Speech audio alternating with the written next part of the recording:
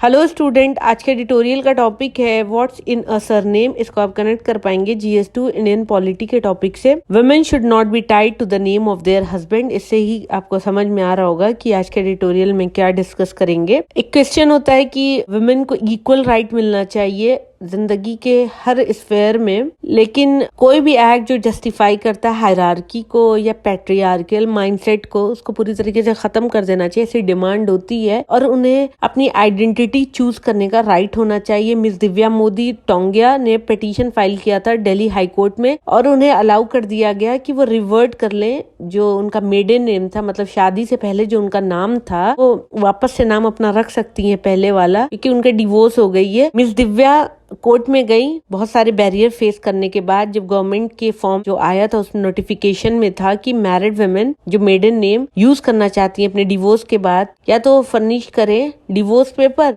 या तो फिर वो प्रेजेंट करें नो ऑब्जेक्शन सर्टिफिकेट अपने हस्बैंड से लेकर। दिल्ली हाईकोर्ट ने देखा कि यूनियन गवर्नमेंट जो है उसका रिस्पांस जिस तरीके से 28 मई को आया, उसको दिल्ली हाईकोर्ट ने देखते हुए नेक्स्ट हियरिंग दे दिया। इस प्ली में मिस्टर मोदी टोंगिया उन्होंने कहा कि जो नोटिफिकेशन है वो जेंडर बायस्ड है और ये एक तरीके से अननेसेसरी रेस्ट्रिक्शंस वुमेन के लिए क्रिएट कर रही है, और वुमेन अपने कॉन्स्टिट्यूशनल राइट को चूज नहीं कर पा रही है, अपना नाम नहीं चूज कर पा रही है, और वो अगर चेंज करना चाहती है अपना सरनेम तो वो नहीं कर सकती हैं, और ये वायलेट कर रहा है उनके फंडामेंटल राइट को, that is article 14, 19 and 21 specifically. और जो आइडिया एनओसी का है वो भी ऑब्जेक्शनेबल है, और डिवोर्स प्रोसीडिंग अगर चल रही है या नहीं चल रही है, ये एक दिख रहा है इसमें एक डीप रूटेड माइसोगैनी, मतलब वुमेन से जो हेट्रेड होती है, और किस तरीके से कंट्रोल करते हैं इंडिविजुअल प्रेफरेंसेस को पेट्रियार्की सोसाइटी में। कोर्ट के जजमेंट के हिसाब से मिस टोंगिया को राइट मिल गया, वो अपना सरनेम जिसमें भी वो कंफर्टेबल हैं वो यूज कर सकती हैं, और उसके लिए उन्हें फर्दर फाइट करने की कोई जरूरत नहीं है।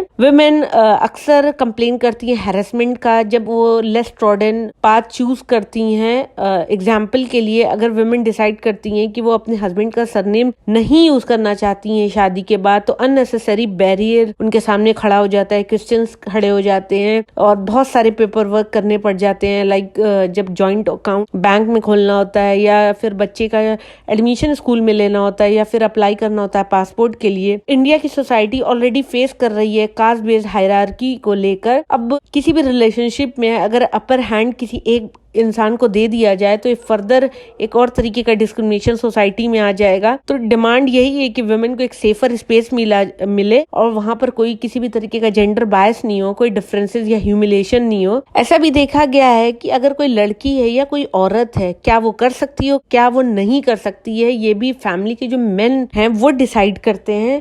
और कई बार वुमेन इस बात को एक्सेप्ट कर लेती हैं in the name of tradition. उन्हें लगता है ट्रेडिशनली ये चीजें सही हैं। यूनाइटेड नेशन का कहना है कि इस वक्त ग्रेटेस्ट ह्यूमन राइट चैलेंज जो है वो ये है कि अचीव करना जेंडर इक्वालिटी को और एम्पावर करना वुमेन और गर्ल को। अगर सिर्फ बात ही करना कि वुमेन के इक्वल राइट है और ग्राउंड पर किसी भी तरीके का चेंजेस नहीं लाना, किसी भी तरीके लेजिस्लेटिव बैकिंग नहीं करना, और कोई स्ट्रॉन्ग सोशल फ्रेमवर्क नहीं बनाना, तो जो पर्पस है वुमेन को इक्वल राइट का, वो कहीं ना कहीं पर्पस डिफीट हो जाएगा।